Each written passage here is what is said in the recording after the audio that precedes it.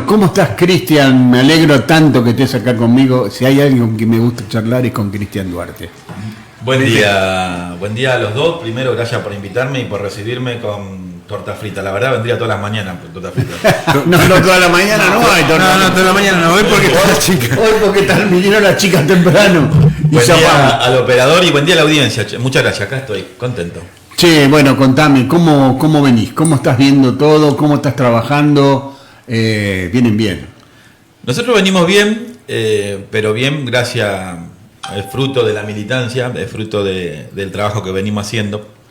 Venimos un poco a los saltos, a las corridas, porque bueno, es prepararse bien para que el domingo, sabiendo de que justamente el domingo se definen cosas, y el hecho de que nosotros, repito, fruto de la militancia y de mucho tiempo de trabajar para llegar a esto, de transformarnos en tercera fuerza a nivel nacional, provincial y local, y sostenerlo, va a requerir de más trabajo el día de la fiscalización, con las boletas, con el cuidado, porque por supuesto, probablemente hace un tiempo atrás, tanto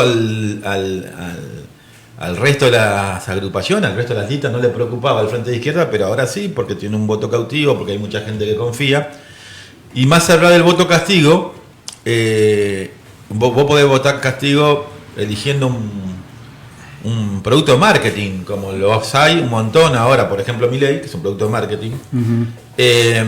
O podés no ir a votar en blanco, que de hecho hay un sector importante, o elegir al Frente de Izquierda, que es una lista que se postula en la lucha cotidiana, en la calle, en las comisiones internas, en la universidad, en el barrio, en los lugares de trabajo, y que claramente en el rol que nos tocó a nosotros en los últimos años haber logrado diputado, fue y hizo y se puso el objetivo y lo llevó adelante en la mesa tal es como nos habíamos comprometido.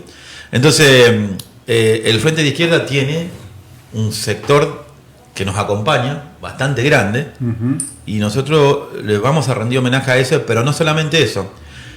Vamos a hacer todas las discusiones necesarias que en estos días que quedan, como lo venimos haciendo, con todo el sector del trabajador que no sintió la necesidad, o necesidad la tiene en realidad, pero no sintió eso de ir a votar, el que no fue, o el que votó en blanco. Y sobre todo al sector obrero peronista decepcionado, porque hay un sector obrero importante peronista decepcionado con el cual hay que hacer la discusión. Algo que siempre lo suele decir algún compañero, de hecho creo que en un programa con Claudio se lo dijo a Claudio. Todo el programa histórico, inclusive del peronismo, lo que el peronismo tiene como expectativa, el único que lo lleva adelante y que lo tiene como parte de su programa es el Frente de Izquierda, y por eso el 14 nosotros, o sea el domingo, tenemos toda la expectativa de que va a crecer el sector que nos viene acompañando. Nosotros pensamos que va, según nuestro análisis, humilde análisis, pensamos que va a ir mucha más gente a votar. Todos se han preocupado y mucho para convencer a la gente que vaya. Yo creo que la gente tomó conciencia que debe ir a votar. Y vos tenés expectativa de que esa gente que nos va a votar, en su gran mayoría, debemos ser sinceros, son peronistas, pero ¿los acompañarían a ustedes también? Yo creo que un sector importante podría ser, digo, no puedo asegurar. Asegurar no, porque... Pero podría ser porque de hecho nosotros, sí, en los lugares donde nos toca tener relación con compañeros peronistas históricos, sí, nos terminan aportando, inclusive vinieron muchos peronistas a nuestro acto de cierre. Yo me refiero a compañeros ferroviarios que nos conocen en el ferrocarril, compañeros docentes que nos conocen en los espacios donde hay docentes, a donde logran tomar relación más allá del amiguismo es porque entienden, digo, pucha, mirá, estos muchachos militan siempre están de este lado de la vereda, tendrán algunas locas ideas con las que no coincidimos, que nosotros por supuesto lo decimos, no son locas, hay explicación, sí. Y en determinado momento dice, bueno, Digo, los conocemos en su labor diario, cómo se plantan en la vida y en la militancia, entonces hay un sector que ya no viene acompañando. Por eso creo que... Sí, de hecho ganan elecciones y no son todos votos de izquierda, por ejemplo. Totalmente. La delegación... El cuerpo delegado nuestro no es... No, siempre, toda la vida fuimos tildados de zurdo. No, hay que borrar los zurdos. Nuestro cuerpo delegado, el porcentaje minoritario somos los zurdos, digo, el resto es compañero independiente, digo. Y compañeros peronistas que se sienten identificados por el rol histórico que tuvo la base del sindicalismo peronista, porque no todos son los gordos, lo hablamos con el Pollo Sobrero, que él jugó y ganó una seccional, y que es mentira eso que no se le puede ganar, que cuando vos se puede ganar, ¿no? Sí. Y se dan batallas, y batallas las tienen ahí ustedes en el ferrocarril, las tienen en la UTA, cuando no pudieron armar en su sindicato, y hoy conducen. Igual, claro. Es difícil, pero conducen. Hoy, por ejemplo, Cava está conducido por sectores no de tradicional de lo que fue la UTA, ¿no? Sí.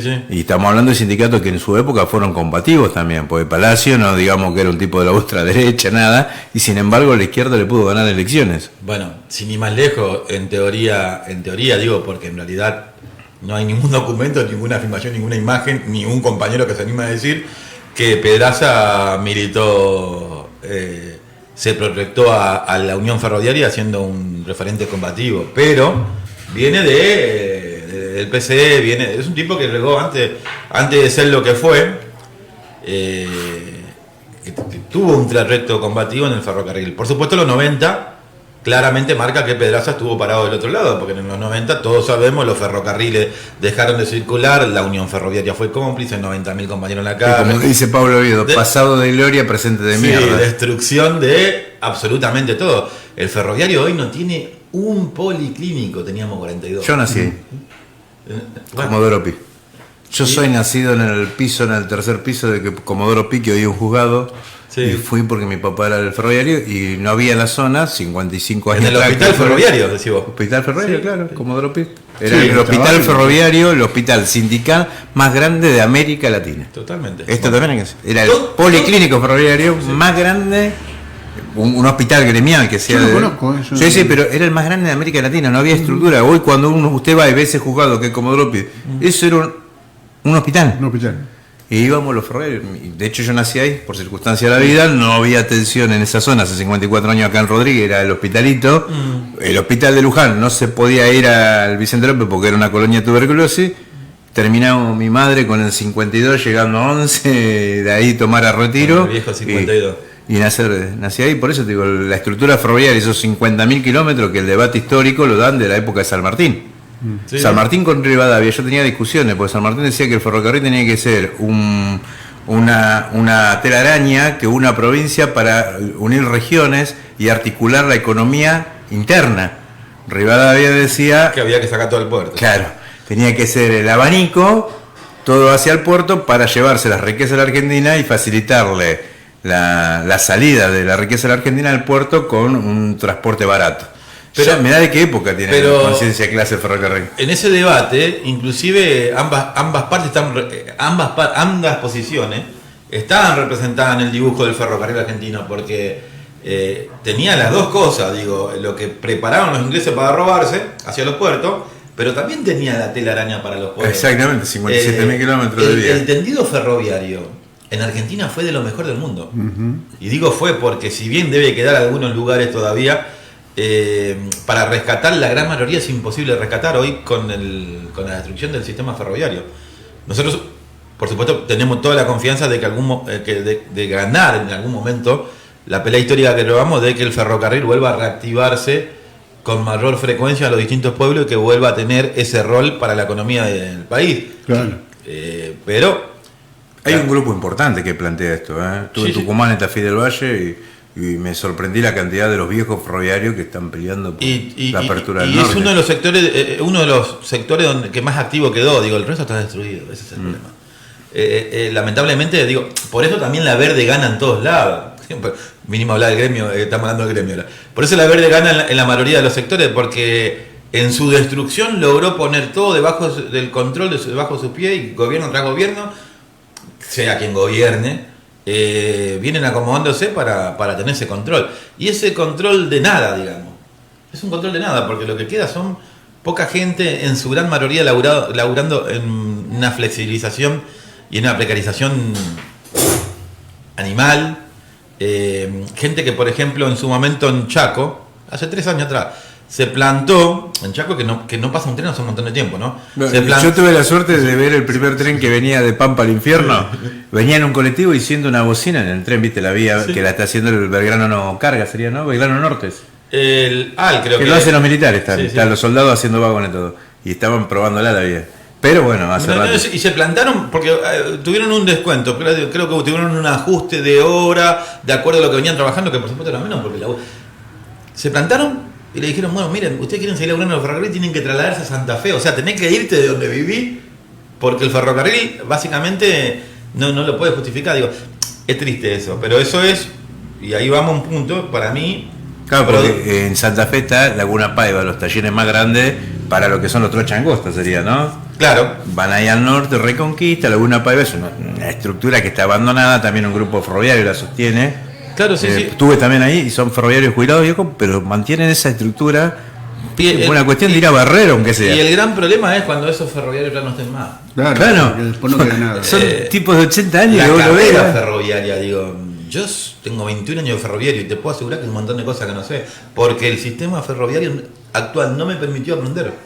Antes, el que arrancaba de peón llegaba a la categoría 1, a la categoría 1, o sea, maquinista, operador, jefe de estación o lo que sea, con una carrera en el medio donde aprendió de todo.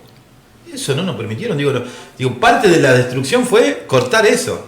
Es más, vos tenías el famoso RITO, que era el Reglamento Interno Técnico Operativo, era una enciclopedia, o mejor dicho, una biblia para los creyentes, de todo lo del ferrocarril. Ahí decía derechos, deberes y obligaciones y cómo tenía que funcionar. Para poder adaptar al sistema ferroviario actual, donde hoy el tren se maneja con AUV, que significa autorización de vía, o sea, el maquinista va pidiendo autorización de vía, no hay un sistema de señalización como si lo había hace 60, 70 años atrás. O sea que el ferrocarril hoy está mucho peor que hace 60 años atrás. Entonces, el conductor tiene que ir pidiendo autorización de vía. En ese contexto, lo que no estamos arriba de una formación, no aprendemos nada.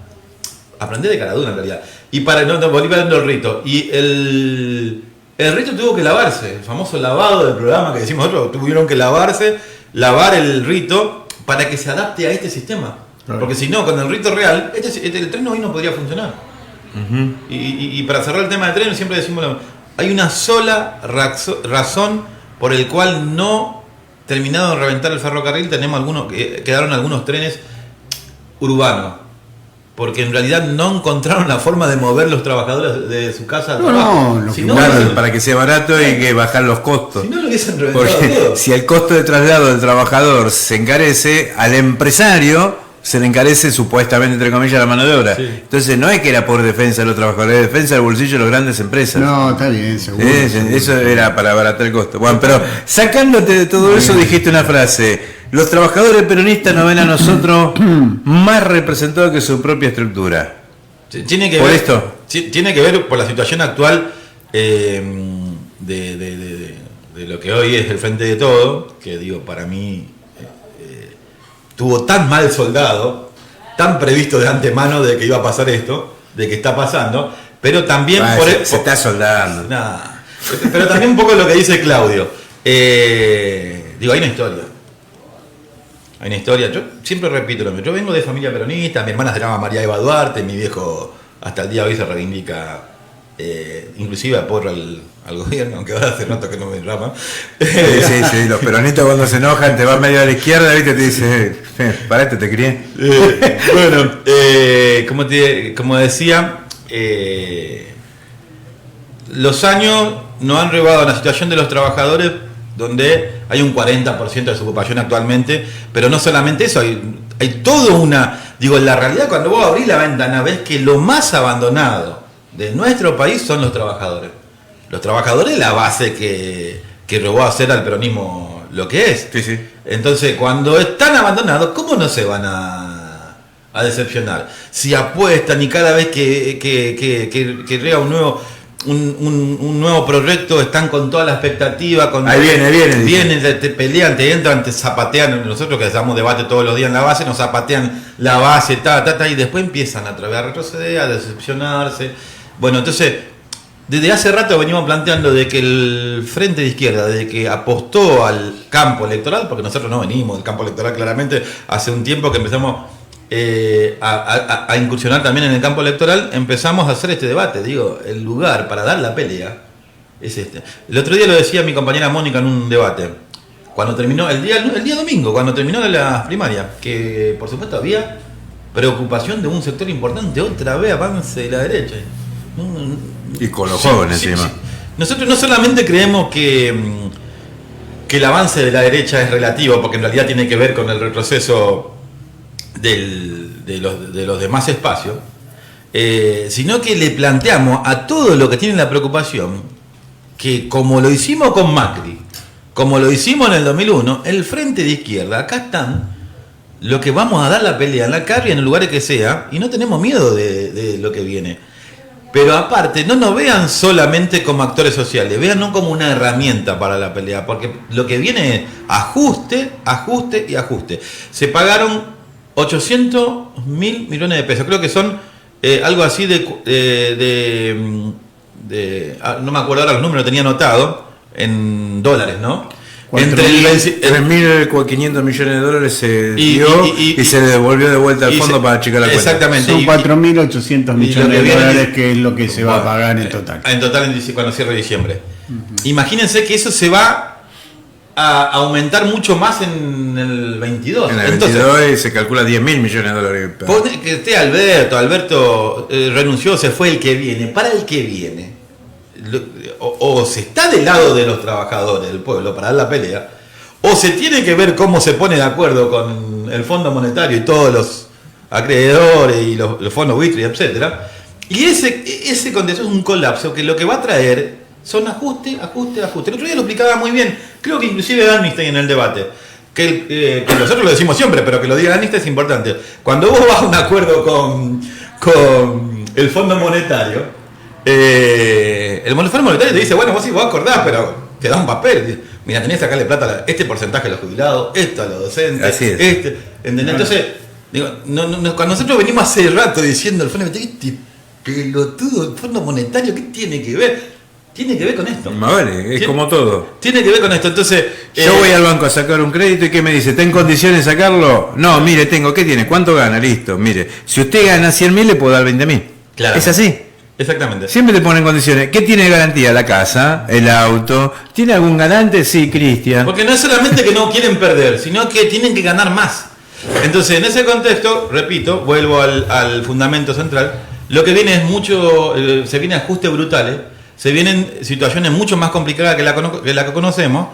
Gobierne quien gobierne en los próximos tiempos, son situaciones de crisis total en el país. No lo digo por pesimista, lo digo porque es lo que venimos militando hace muchos años. Sabemos cómo es el circuito socioeconómico nacional y mundial. Entonces, para enfrentar eso es necesario, por supuesto, tener una herramienta. Entonces, nosotros nos postulamos como una herramienta para dar esa pelea en la calle, en el Congreso y si nos permiten también dentro del Consejo Liberante, que por supuesto son peleas reflejo de las peleas más grandes, pero lo que nosotros nunca hacemos es creer que los problemas locales solamente se van a resolver, Rodríguez, como nos quieren convencer mucho, y no es así. No, sí, las definiciones son nacionales. Totalmente. De hecho, sí, el peronismo de la izquierda y provinciales. Claro, y el peronismo de la izquierda tiene esa definición, la estructura vos definís de la centralidad, y la centralidad de la nación. Sí, sí. Así que bueno, sí, veía eso y es cierto, noté, y se nota también en el frente de todo en muchos de los compañeros que empiezan a poner en agenda lo que la izquierda también pone en agenda. Dijiste recién, Danstein habló, si vamos hacia el fondo, es un candidato del frente de todo, ¿no? Es el candidato que representa al intendente. Y Mauro viene diciendo, muchachos, o el fondo o el pueblo. ¿Vos crees que esa posición que están teniendo algunos intendentes puede llegar en algún momento, si hay una decisión clara, decir, che, no, mira, hasta acá no podemos pagar, que la izquierda acompañe? Al menos alguna medida, de ese tipo. Mirá, nosotros hemos estado siempre del lado de los trabajadores e históricamente inclusive nos han cuestionado algunas determinaciones que tomamos. De un grupo a la izquierda, sí, no todos. Pero para ser concreto, si en algún momento hay un gobierno que tome la determinación de romper con todo, que aparte nosotros consideramos que son fraudulentas, de dejar de pagar cualquiera sea FMI, Fondo Buitre, o sea, cortar el pago de la deuda externa y volcarlo hacia el pueblo, que de hecho ha pasado en algún momento. Sí, 2001 hasta el 2005 el crecimiento del kirchnerismo claro, fue por y eso. Que esa plata sea... nosotros, por supuesto, vamos a acompañar. Si tenemos que pelearnos con quien sea, nos vamos a pelear. Digo eso porque lo tenemos claro desde que terminó la dictadura, de que había una sola posibilidad. Eso fue creciendo. Y que los Amnistys de otros tiempos no lo habrán dicho, es porque claramente sabían de que no había que decirlo. Digo, por algo Rodríguez A duró 3 horas en el gobierno cuando dijo que hay que dejar pagar la deuda, terminó de decirlo, lo llamaron al cuarto y le dijeron sacate el saco y tomátela. Y gracias a esa medida pudimos crecer, porque vos fíjate que después todo el otro crecimiento que fue haciendo la Argentina fue porque no se pagó. Hasta el 2005 que dijo, bueno, acá tenemos la plata, me voy del fondo, no pertenezco más, no me voy del fondo, pero no le debo nada y de vuelta a endeudarnos, ¿no? Sí, igual, de todos modos, cuando tomó esa... Yo sé que ustedes estaban en contra de no pagar ni siquiera eso. Sí, la discusión era si era fraudulenta, no, bueno, pero si lo debo externo. Olvidémonos del pago también. Digo, también había una realidad. Por esos tiempos también se empezó a ocupar del Club de París, con el famoso tren bala, fortuna de plata. Digo, el problema que tenemos es... 2007, cortamos, ¿no? Sí, cortamos con el Fondo Monetario, pero cortamos con la plata que viene de Venezuela, que también te devolvían, cortemos con la plata que venía del Club de París, con todos los fondos buitre que existan alrededor de eso, hay que cortar y ver y apostar realmente a que Argentina puede. Si hay un país que puede, es Argentina. Produce alimento para toda su población y más. Tiene producción de medicamentos, tiene grandes industrias. Argentina realmente puede. Sí, yo en eso voy a coincidir con vos. Tiene industria, tiene campo, tiene todo lo que necesita un país para desarrollarse. Ahora, ¿por qué no nos desarrollamos nunca? Esta es la pregunta que me hago todos los días. ¿Cuáles son los intereses tan grandes que no nos permiten hacer este tipo de cosas, ¿no? Esto es lo que pregunto. Bueno, Mario, para mí la respuesta es, yo sé que lo sabés igual, pero es más que simple. Hay un sistema que reina a nivel mundial, que es el sistema capitalista, que a mí no me gusta pararme desde este ángulo nunca. Más bien lo hace mi compañero el Perro Sobrero, que siempre se para de este ángulo. Pero parece que cuando nos paramos de este ángulo, corremos al que escucha. Pero en realidad es esto, yo soy más básico. Para que tenga control y no corra riesgo quienes están al frente a nivel mundial del sistema capitalista, tienen que tener el control y debajo de los pies a todo el resto. Donde se lo levanten hay que voltearlo. Yo siempre digo que la dictadura militar del 76 nos dejó 30.000 desaparecidos, muchos más quizás cuando hablemos de los muertos, blanqueados, pero sobre todo las cosas, digo, cuando eso es gravísimo, porque casi nos destruyeron una generación que tenía predisposición y conciencia de política, digamos, pero por sobre todas las cosas, lo más grave de la consecuencia fue la deuda externa. Porque a partir de esa deuda externa, y lo que hablamos hace un rato, de las condiciones que te ponen, nos manejaron para siempre. Y así a todos los países. Y donde se levantan, tratan de ponerle el pie encima. Entonces, por eso nos cuesta a nosotros, porque el gobierno tras gobierno encuentran la vuelta de tener el control. Ahora, ¿quién es el rey? ¿Por qué Cristina dice que no existe otra posibilidad que el capitalismo humanizado? Sí, no existe la posibilidad del capitalismo ni humanizado, no hay conciliación de clases. El capitalismo es el que te está destruyendo el planeta, con las extracciones, con la contaminación de ríos, con la deforestación, y que vamos a un ritmo acelerado de destrucción del planeta. Yo cuando era chico, lo contaba en otra radio, cuando era adolescente decía, qué porquería que es la raza humana, de lo peor que hay, destruye todo. Hasta que empecé a militar, a ser más científico en todo lo que es la militancia, o sea, a leer porque para hablar al pedo no hablo. Claro. Y empecé a entender que no era sino que era el sistema capitalista reinante el que maneja toda esta cuestión. Sí, nos juntamos, no sé qué parte de Europa y creemos que hay que ir a hacer algo en contra de la destrucción del medio ambiente. Pero sin embargo, son los mismos dueños que tienen acciones en las empresas. Por supuesto. Entonces, tenés eso, pero después tenés cada vez que algo empieza a crecer y que puede significar un riesgo para él, le encuentran la forma de tirarlo abajo, sí. Bueno, entonces, nuestro gran problema hoy es sacarnos de encima eso, digo, por eso que no podemos crecer. Digo, si nosotros tenemos el canal de los ríos pero si tenés el tren, que lo tiene General Dehesa, que carga todo sin ningún tipo de descuento ni control, pero aparte lo reba Rosario y tiene un elevador que lo sube en barco y lo saca sin ningún tipo de puesto y no sabe qué carajo se reba, entonces es medio difícil. Y si el gobierno tras gobierno pasa y no nos observamos, digo un solo ejemplo, si el gobierno pasa y eso sigue sucediendo, claramente no podemos salir adelante ni podemos crecer. Totalmente. ¿Por qué tienen que votarlo a Ariel? Ahí está la pregunta. A Cristian, mira, me acordé de Ariel Duarte, un pibe que a Cristian Duarte. Tengo un primo que se llama María Duarte. ¿Y que capaz que es él? No, porque está en Misiones. Porque yo soy millonero de nacimiento. Sí. Hace 20 años, 27, Linda provincia, 30 años que tengo el ánimo. Lo único que me duele los huesos, mucha humedad. No, al revés. Si tenés selva, todo agua, todo Sí, el tiempo, bueno, pero es eso. una estación semiárida con semi-húmeda también, no me acuerdo. Sí, por ya eso. me olvidé todo eso. Es tropical, va. Sí.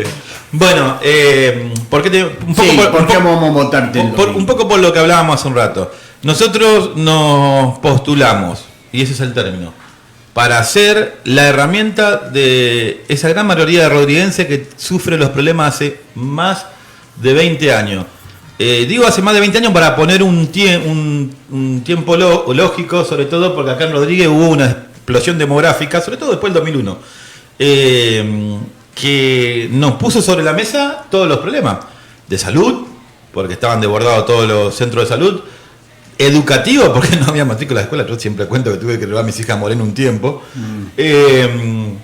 pero también de infraestructura, digo, pavimentación, cloaca, agua potable, una red precaria de servicio eléctrico y cobran fortuna y encima te cortan la luz y te dejan sin agua, de gas que no rega todo a muchos lugares, pero también toda la cuestión de la infraestructura, también toda esta cuestión de los problemas que acarrea un día de lluvia con el transporte, digo, todos esos problemas que son los problemas más importantes históricos que engloba a la mayoría de los rodriguenses, sumado a lo que, por supuesto, trae la cuestión que hablamos un rato nacional, digo, 40% de desocupación. No tengo duda que hay un sector muy importante de desocupados que son víctimas de la precarización laboral, trabajo en negro, todo lo que es la flexibilización laboral, porque el que consigue trabajo en blanco trabaja flexibilizado, hasta la Serenísima usa trabajo flexibilizado. Entonces, el Frente de Izquierda, nosotros nos postulamos como la herramienta para poner sobre la mesa del Consejo Deliberante para empezar a discutir. Digo, porque resolver también, decir vamos a resolver es mentir. Es mentir. Poner sobre la mesa la discusión, pero también planteando cómo tiene que ser la salida. Y cuando veamos que realmente es necesario, y bueno, si tenemos que llevar a los vecinos rodriguenses a la plaza mientras que sesiona el Consejo Deliberante para exigir que de una vez por todas se pongan del lado de los trabajadores, también vamos a hacerlo. Digo, ese es el Frente de Izquierda, y el Frente de Izquierda se postula para ser una herramienta, los representantes de los trabajadores dentro del Consejo Deliberante, como bien lo somos en el Congreso de la Nación. Cristian, te quiero agradecer muchísimo que hayas venido esta mañana un ratito a charlar con nosotros. Para mí es un placer poder conversar contigo tantos años, y la verdad que es un tipo con el cual yo, a pesar que sí soy zurdo, esto lo dicen todos, pero digamos, coincido en muchísimas de las cosas que vos planteás. Muchas gracias. La verdad que tengo que ser muy sincero, soy peronista, no lo voy a negar. Sí. Pero digamos, coincido mucho de las cosas que vos estás planteando. Bueno, muchas gracias por la invitación, el espacio, acá siempre tengo un espacio, es más, cuando me va a terminar una torta frita. Sí, claro, y no quiero, este espacio seguramente está escuchando, saludar a Pablo, que siempre es el que me invita los fines de semana, y que anduvo ahí con problemas de salud, Pablo. Es puro testarudo que es, seguro, pero bueno. Hoy seguramente lo va a rever. Agradecer a ustedes por el espacio, a la gente que nos acompaña el domingo. Recordar nuestra lista es la lista 504, Frente de Izquierda, que encabeza a nivel nacional Del Caño, Del Pla y Giordano. Van a ver la cara del Porro Sobrero en el medio como senador provincial. Y a nivel local, quien les habla, Cristian Duarte, la compañera Florencia, referente del feminismo en Rodríguez hace muchos años.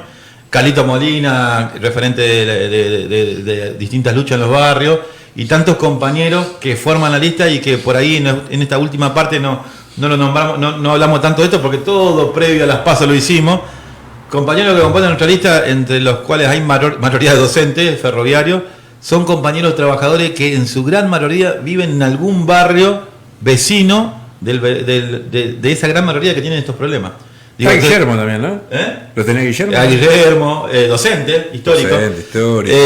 Compartimos la CTA en el 2001, acompañó cuando en esa patriada ganamos una elección en la CTA contra los dos sindicatos. Omar Giuliani era secretario general, yo junto, y él acompañó en eso.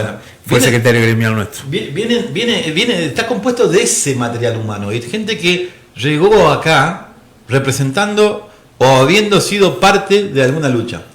Entonces, sin olvidarme de esto, porque para cerrar, porque nos dicen siempre, recordá, Cristian, que esto es importante porque la gente no sabe.